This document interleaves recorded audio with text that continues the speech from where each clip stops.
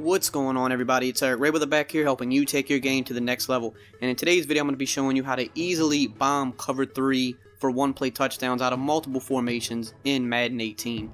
Now if this is your first time checking out one of my videos and you want to improve your Madden game, go ahead and hit the subscribe button below. Make sure to hit the bell icon so that you join the notification squad and never miss an upload. So what's going on, guys? Like I said, today I'm going to be showing you just how easy it is to really pop cover 3 against the average Joe. Now, you know, if you're playing like really experienced players, they kind of know how to tweak cover 3, you know, to prevent one-play touchdowns, which I've touched on this channel. But, you know, for the majority of you guys, you know, these random online games you're playing in mud and in regs, you know, the average Joe is just running a lot of cover 3 these days. Like especially out of 4-6 with speed package, a lot of people like to run that, and a lot of y'all keep, you know, telling me that you're having problems beating it. But cover 3 is the easiest coverage to bomb for one-play touchdown. So I got y'all. I'm going to show you just how easy it is to do out of multiple formations, and this is good because it kind of can keep your opponent on his heels. Because if you hit him with a one-play touchdown out of one formation, you know, if he's halfway decent, he's going to be looking on the lookout for it next time you come out in that formation. But if you have it out of multiple formations, now it kind of makes it a little bit tougher. And, you know, getting a couple one-play touchdowns in a game can really, it's going to extend your winning big time, because you only get so many possessions in Madden. If you get a couple free ones, it's going to be hard for people to beat you. So the main thing you want to look for when you want to do a one-play touchdown is you want to find formations that have like 3 receivers to one side. So first we'll start with gun bunch, which is like the most obvious and easy one, but I'm going to show you just how this works out of other formations too. So it doesn't matter the play, you can literally pick any play and we'll just come out in a cover 3. Now the tell with cover 3 too is there's always going to be a one high safety. You see how there's just one high safety at the top of the screen? Now most people will base align, but they don't base align like immediately. Like if you watch when the huddle breaks, you'll see the one high safety, and then they might hurry up and base align, and then you're going to get a 2 high safety look. But when you see that one high safety, it means it's one of 2 things. It's either a cover 3 or a cover 1.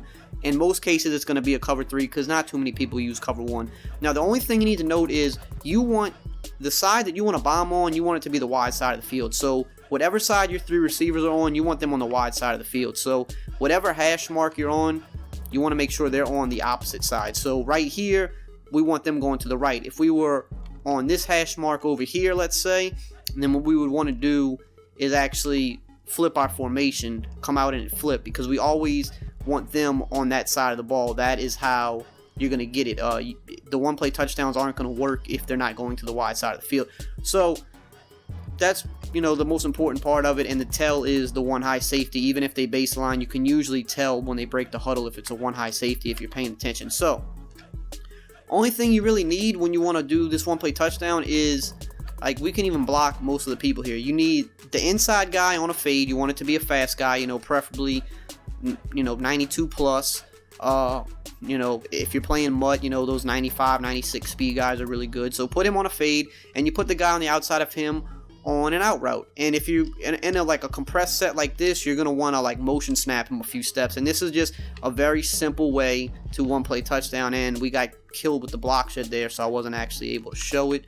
So we'll do it again, hopefully. I mean, we had 7 people blocking there, and it still didn't matter. But block shed's pretty crazy in practice mode, especially with the Jags. The Jags block shed like crazy. And yeah, I can't even get the ball off. This is ridiculous. So I'm just going to go ahead and spy like one of these guys, because, you know, I don't think the Colts O-line is very good either, so that's definitely not helping. But yeah, practice mode block sheds are pretty much just instant. So anyway, you're going to see, you just want to pass lead this to the side, and you're off to the races. And that time, that safety actually played that pretty well there, but we still were able to burn him because we had a fast receiver. Typically, we'll run it again. Typically, they will usually be a little bit more open than that. But you know, as long as you're getting over the top of them, that's all that really matters. So what happens with the out route is it kind of holds that cornerback down over there. It's kind of stupid. See, like, that's usually more of what happens there. You usually get that kind of separation. So I'm gonna go to the replay just to show you what's going on, and then I'm gonna show you how you take advantage of this out of other formations. But what this little out route does is it really is stupid, because that deep zone over here, Jalen Ramsey should not be worried about this, but he just kind of like, he kind of stays home. Like, you see how he's not bailing out with that fade yet? He's kind of just like staying home and chilling. And you see, he still hasn't turned around yet. Like, at this point, T.Y. Hilton is just way too far away.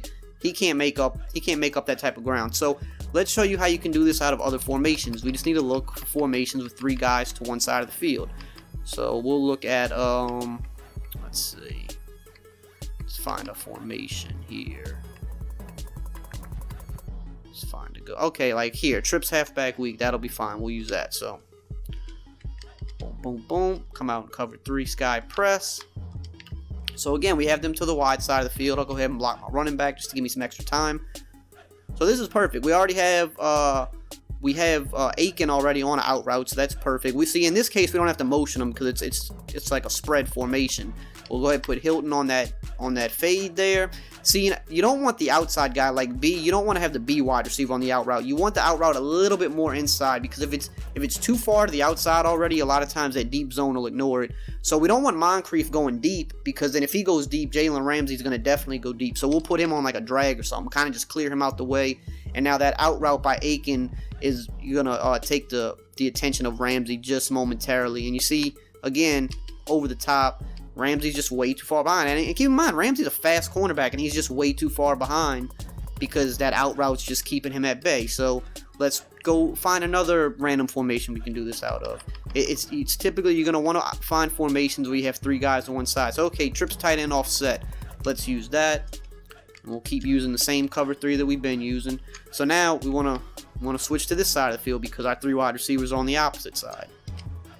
So, again, baseline the defense, just to kind of give you a look that you would get in game. Okay, so here, like I said, we want to put that inside guy on the out route, put Hilton on the streak, and then Moncrief will just kind of drag him. We just want to clear him out the way immediately, and then the cornerback over there is going to focus on Rodgers. He's going to kind of keep him at bay, and we're going to be able to get Hilton deep for this 1-play touchdown. And that was just a bad throw by Luck, but you see, again, he had everybody beat. He had the safety beat, he had the cornerback beat, but we will run it again just for good measure. Okay, we have the out route, we have the fade. We're just kind of clearing Moncrief out of the way so that he doesn't get in our way. And boom. Well, he actually played that time. Maybe we threw it a little bit too early, so let's run that one more time. Alright. And there we go. Threw it a little too early last time, man. He caught us. But you see what I'm saying? It's very easy to bomb this coverage with this simple tactic, and it's not something you want to go to every play, but if you're playing someone, obviously you have the previous play feature, so you can see if they're just killing you every play. Cover 3, cover 3, cover 3. If they're a cover 3 guy, mix these plays in. You don't want to do it every play, but mix it in. Be mindful of where you're at on the field. You want to at least kind of allow yourself like 50 to 60 yards at least to get this off so that you have room to work with. And if you do that, I mean, you're going to get a couple free touchdowns a game at least, and that is going to provide, that's going to be crucial for you winning games, because if you get a couple freebies a game, it's going to take you from maybe winning half your games to now winning 7 or 8 out of 10, because you're scoring on drives that you might have otherwise not been scoring on before. So keep this in mind, keep it in your back pocket, and just know when to pull it out. Obviously, like I said, don't spam it, because you don't want to you don't want to give yourself away. You want to come out in these same formations, use other plays, use the run, use some corner routes, use some drag routes, throw a little bit of everything at them, so they can't just say, all right, I'm just going to get on my safety and just watch for the 1-play touchdown. And that's what happens when people learn tactics like this. They want to just run it every play, because, of course, who doesn't want to throw a bomb every play for a touchdown? Who doesn't want to throw for 400 yards? And, there's some players out there that are really bad that you could do that on, but even, your average player is usually not going to let you just throw that every time. So you have to know when to sprinkle it in, mix it in, use everything to your advantage, but keep these things in your back pocket too. If you're in a close game and you haven't pulled this out yet, and it's that money drive and you need to score, pull this out and you're probably going to win the game. So think of these type of things. Know when to keep something in your back pocket. Know when to pull it out. If it's right before half and you see the opportunity, like, all right, I only got 10 seconds left, one timeout. I can throw this bomb and either get a touchdown or maybe get in field goal range and put some points up before half. Know when to use these tactics. That's when they become the most crucial. So that's all for today, guys. Quickly, just gonna plug the Patreon page real quick. If you aren't members of the Patreon, the link's in the comments and in the description. I do post some exclusive tips on there, usually at least 1 to 2 a week. Just some extra tips if you want to check it out. Check the links out. If not, every day we're going to have new tips on the channel as well still. So hope you guys enjoyed this video and found it helpful. If you did, as always, just drop a like, comment, subscribe, and I will see you guys next time.